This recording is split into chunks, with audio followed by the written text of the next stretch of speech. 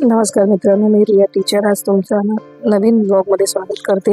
मित्रांनो, माझे 3 दिवसाचा जो उत्सव सोहळा मठात चालू होता त्याचे काही व्हिडिओज बाकी होते मला अपलोड करायच्या, तर मला आज लक्षात आलं आणि मग मी आज बनवून टाकते म्हटल्यावर सकाळी मी लवकर सगळं आटोपून आज पूजेला बसणार होती सत्यनारायणच्या, त्यामुळे सगळी पटापट तयारी करून मी मठात आली। पण एक योगायोग म्हणतात ना, स्वामी कृपा, तर आज स्वामी आणि आम्ही दोघं ट्विनिंग झालो होतो। म्हणजे जो पोशाख स्वामींना दिला होता तोच पोशाख आम्ही कोइन्सिडेंटली घातला होता। ते आम्हाला काहीच माहीत नव्हतं की कारण आपल्याकडे भक्त जे असतात भाविक लोक ते आता ह्या वर्धापन दिनाच्या वेळी किंवा स्वामींचा पोशाख देऊ इच्छित असतात, त्यामुळे आपण त्यांना चान्स देतो। तर ते एक बघा ना की याला माझी भोळी भक्ती म्हणा किंवा मला खूप आवडतं ते, तर मी स्वामींबरोबर ट्विनिंग झाली। मी आनंदाने मजा घेतली त्या गोष्टीची आणि खूप प्राऊड मोमेंट फील केला। आणि मग पूजेला सुरुवात झाली। आपले भागवत गुरुजी आहेत ते आले आणि त्यांनी पूजे सांगायला सुरुवात केली।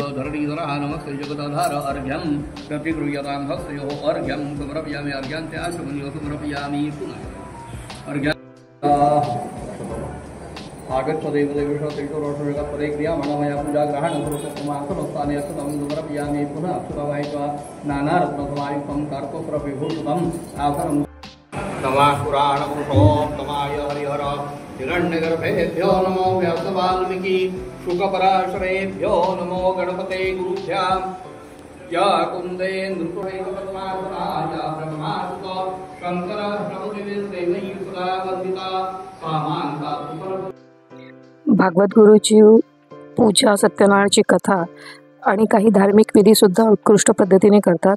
तसेच त्यांचं गाराणं घालण्याची सुद्धा एक वैशिष्ट्यपूर्ण कला आहे, ती सुद्धा आपल्याला ऐकण्यासारखी आहे।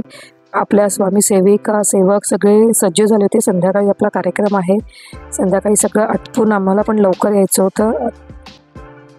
संध्याकाळची तर एक न्यारीच मजा होती। म्हणजे न्यारी मजा म्हणजे आपल्याला स्वतःला स्वामींच्या प्रांगणात श्रीधर फडके यांचं गाण्याचा ओंकार स्वरूपा भजन आणि गीत यांचा कार्यक्रम होता, मग त्याची पाहणी करायला आली। आणि त्यात एक विशेष म्हणजे त्यांनी एक बापूजींच्यावर लिहिलेले पुस्तक जगाच्या पाठीवर ते राजेशला सप्रेम भेट दिली।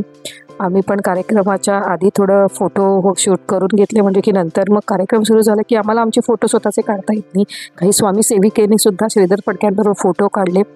पण कार्यक्रम इतक्या उत्कृष्ट पद्धतीने त्यांचा झाला की म्हणजे सगळे आपले मठाचा पूर्ण तो परिसर जो रस्ता आहे पाठीमागचा पुढचा असा पूर्ण भरून गेला होता। आणि माणसं म्हणजे त्या शेवटच्या क्षणापर्यंत त्यांचं शेवटचं गाणं होईपर्यंत अगदी खुर्शीतून हलले नव्हते।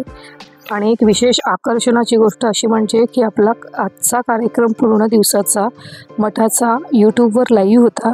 तुम्हाला कोणाला हा कार्यक्रमाचा पुन्हा एकदा आस्वाद घ्यायचा असेल तर तुम्ही पाहू शकता।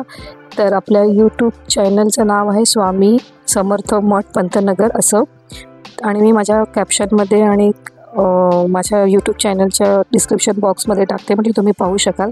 आणि आजचा व्हिडिओ इथेच संपवते। लाईक, शेअर्स आणि सबस्क्राईब करा।